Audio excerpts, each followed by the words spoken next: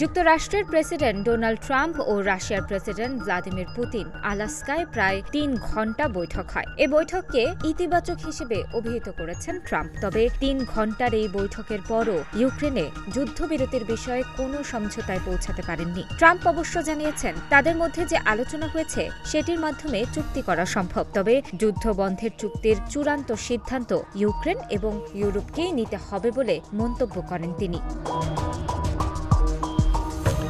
বৈঠকের পর সংবাদ সম্মেলনে আসেন দুই নেতা। সেখানে পুতিনকে প্রথমে কথা বলতে দেন ট্রাম্প। এরপর কথা বলা শুরু করেন রুশ প্রেসিডেন্ট। তিনি জানান তারা দুই দেশে বৈঠকে বিভিন্ন বিষয়ে সম্মত হয়েছেন, কিন্তু কোন কোন বিষয়ে সম্মত হয়েছেন সেটি স্পষ্ট করেননি তিনি। পুতিন বলেন, যদি দীর্ঘস্থায়ী কোনো চুক্তি করতে হয় তাহলে যে সমস্যার কারণে তিনি ইউক্রেনে হামলা চালিয়েছেন সেই সমস্যার মূল উৎপাটন করতে হবে। তিনি বলেন, আমি মনে করি আজকের বৈঠক শুধুমাত্র ইউক্রেন সমস্যা সমাধানের শুরু নয়, রাশিয়া যুক্তরাষ্ট্রের মধ্যে ব্যবসায়িক ও বাস্তবসম্মত সম্পর্ক ফিরিয়ে আনবে।